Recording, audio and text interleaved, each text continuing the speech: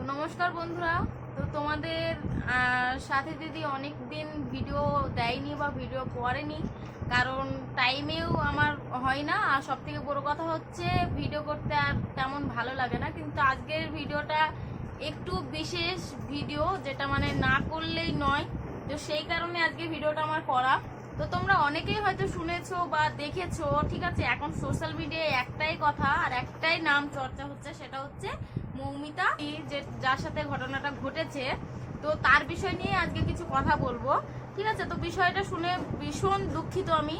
আর তোমরা সকলেই নিশ্চয়ই শুনেছো, আর তোমাদের সকলেরই হয়তো খুবই মানে কষ্ট হয়েছে বা দুঃখ লেগেছে। তো যেটা হচ্ছে আসল ঘটনা, চলো সেটা একটু আগে আমরা শুনে আসি যে ঘটনাটা ঠিক কি ঘটেছিল, ঠিক আছে। তো আমার ভিডিওটা করার একটাই উদ্দেশ্য যে এই যে অন্যায়টা মৌমিতা দিদির সাথে হয়েছে, তো আমরা সেটার ন্যায় বিচার চাই, ঠিক আছে। তো চলো একটু শুনে আসি যে ঠিক ঘটনাটা ঠিক হয়েছিল। ঠিক নাইটের ডিউটি করছিলাম। তো এই যে রেকর্ডিংটা, আমি নাইটে ডিউটি করে এসেছি, আমার লাস্ট নাইট ছিল।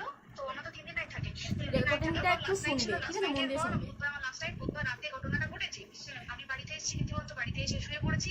3টের সময় আমার কাছে ফোন এসেছে যে সবাইকে ডেকে পাঠিয়েছে ইমিডিয়েট আয়। তখন গিয়ে দেখি আজকে করে এই অবস্থা, পুরো গোটা হাসপাতালকে ডেকে পাঠিয়েছিল। গিয়ে দেখি পুলিশ ছয়লা, মানে আর ওকে যেভাবে, আমি তো বডিটা দেখেছি রে, মানে আমাদের এখনো পর্যন্ত চোখ থেকে নামছে না। রীতিমতো মনে হচ্ছে মেয়েটা আমাদের পাশে পাশে ঘুরছে, একদম এরকম মানে মানে অদৃশ্যমান। মানে আমরা এরকম ভাবতে পারছি না যে এরকম ভূত থাকে বা একটা স্পিরিট থাকে বা কিছু। এখন আমরা বুঝতে পারছি না ওর আত্মাটা এখন ঘুরছে আমাদের আশেপাশে। দেখ ওর আমার তলাটা নেই, তো ওর থেকে আমি ওটাকে চারতলায় ঘটনাটা ঘটেছে, ঠিক 2টো ফ্লোর নিচেই আমি থাকি আমার রুমটা, ঠিক আছে। কিন্তু তাও আতঙ্কে আমরা মানে একদম স্তব্ধ হয়ে গেছে আজীবনটা। কিন্তু ব্যাপারটা হচ্ছে তাহলে ডক্টর হোম থেকে ওকে সেমিনার রুমে নিয়ে যাওয়া হয়েছে। হ্যাঁ, অবশ্যই নিয়ে যাওয়া হয়েছে। এবার দেখ, নিয়ে যাওয়া হয়েছে, ওকে যেভাবে মারা হয়েছে এটা একার পক্ষে অসম্ভব, ইম্পসিবল। পুরোপুরি গ্যাং রেপ ছাড়া কোনো কিছু না। আর শুধুমাত্র রেপ নয়, রেপ হলো, করলো, ছেড়ে দিল, ঠিক আছে, ওকে রীতিমতো মার্ডার করেছে। মানে মানে হিসেব মতো যা বুঝছি, মানে তোমার কথাতে সেটা হচ্ছে ওর ওই বন্ধু বান্ধব এক্স্যাক্টলি, হয় ওর বন্ধু বান্ধব কেউ, ঠিক আছে, মানে 4 জনের মধ্যে কেউ, আইদার ওকে এমন কিছু করতে হবে। দেখ, বড় বড় কোম্পানিতেও তো এরকম হয়, মানে হয় তুমি আমার সাথে কম্প্রোমাইজ করো, নয় তুমি চাকরি ছেড়ে চলে যাও, হয়তো এখানেও সেরকম কিছু একটা হয়েছে।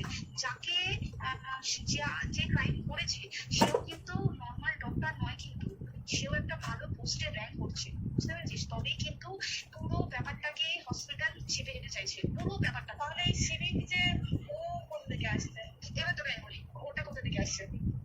আমাদের প্রিন্সিপাল চেঞ্জ হয়ে গেছে, ডেপুটি সুপার চেঞ্জ হয়ে গেছে, তারপরে আমাদের অ্যাসিস্ট্যান্ট সুপার চেঞ্জ, সব চেঞ্জ হয়ে গেছে। তারপরে যে ওয়ার্ডের ডাক্তাররা ছিল, সিস্টাররা ছিল, ওয়ার্ড বয়রা ছিল, মাসিরা ছিল, সবাইকে ডেকে এখন সাসপেন্ড করা হয়েছে। যারা কোথাও যেতে পারবে না, রোজ গিয়ে কোর্টে গিয়ে দেখা করছে। আজকেও কোর্টে গেছিল সবাই। তারপরে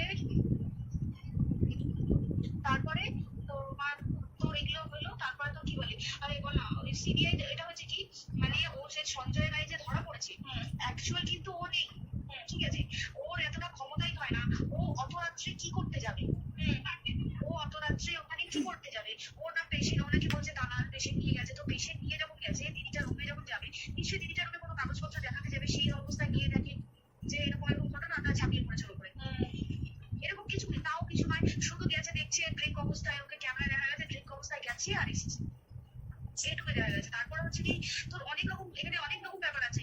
যে দিনকে ঘটনাটা ঘটে তার ঠিক 2 দিন পরে ওই সেমিনার বাথরুমের অজুহাত দিয়ে ডক্টর যে রুমের দেওয়ালটা আছে, ওই দেওয়ালটা ভেঙে দিয়েছে। কেন? প্রথমে ওকে বললো সুসাইড করেছে, আমাদের যখন ফার্স্ট খবর আছে তখন সুসাইড করেছে। তারপরে যখন হসপিটালে যাই তখন গিয়ে শুনছি নাকি না, সুসাইড করেনি, এটা রেপ করেছে, রেপ করে মার্ডার করা। তাই নয়, তাকে যে গণধর্ষণ। তো বন্ধুরা তোমরা দেখতেই পাচ্ছ সোশ্যাল মিডিয়ায় এখন ফেসবুকে, বিশেষ করে ফেসবুকে শুধু একটাই নাম ভেসে উঠেছে, আর একটা নাম নিয়েই চর্চা হচ্ছে, সেটা হচ্ছে মৌমিতা দেবনাথ। তো এই যে ঘটনাটা দিদির সাথে ঘটেছে, এটা একদমই পুরোটাই কিন্তু একটা প্ল্যান, ঠিক আছে। কারণ দেখো, একটা মানুষের পক্ষে কখনোই সম্ভব নয় যে একটা মানুষকে এইভাবে মার্ডার করবে, ঠিক আছে। এর পেছনে অনেকেরই হাত আছে, ঠিক আছে। আর আমাদের বিশ্বাস যারা এই ঘটনাটা ঘটে গেছে তারা অবশ্যই শাস্তি পাবে, ঠিক আছে। আর আমরা সবারই কাছে এটাই মানে আবেদন করছি, বা আমাদের এটা রিকোয়েস্ট যে যারা এটা করেছে তাদের একান্তই কঠিন শাস্তি হোক। আর দিদি যেভাবে কষ্ট পেয়ে মরেছে বা যতটা আঘাত পেয়েছে, আমাদের মানে আমার বিশেষ করে আমার এবং পাবলিকের সবারই দিচ্ছে যে যারা এই ঘটনাটা ঘটেছে তাদের জন্য সাজা হয় আর তাদের জন্য ফাঁসি হয়। ঠিক আছে, তো বন্ধুরা তোমরা দেখেছো যে কিভাবে ঘটনাটা ঘটেছে। দিদির গায়ে প্রচন্ড চোট ছিল এবং অনেক জায়গায় আঘাত করা হয়েছে এবং দিদির সাথে রেপ হয়েছে। ঠিক আছে, তো দিদির কি এমন দোষ ছিল? দিদির জাস্ট মানে কিছুই না, দিদি 36 ঘন্টা ডিউটি করার পর একটু রেস্ট করতে গেছিল। ঠিক আছে, তো একটু রেস্ট করতে গিয়ে দিদির সাথে এত বড় একটা ঘটনা ঘটে যাবে দিদি কখনো স্বপ্নতেও ভাবেনি। ঠিক আছে, তো দিদির সাথে যে ঘটনাটা ঘটেছে আমাদের সবারই একটাই আবেদন যে যারা এই যে এত বড় যে ঘটনাটা ঘটিয়েছে তাদের জন্য কঠিন শাস্তি হয় আর তাদের জন্য ফাঁসি হয়, এটাই আমাদের আবেদন। আর সকলকে আমি একটা কথাই বলতে চাই যে সবাই একজোট হও আর সবাই মিলে রিকোয়েস্ট করো যে যারা এই ঘটনাটা ঘটিয়েছে তাদের জন্য শাস্তি হয় আর তাদের জন্য সাজা দেওয়া হয়। ঠিক আছে, তো চলো সবাই ভালো থেকো, সুস্থ থেকো, নমস্কার।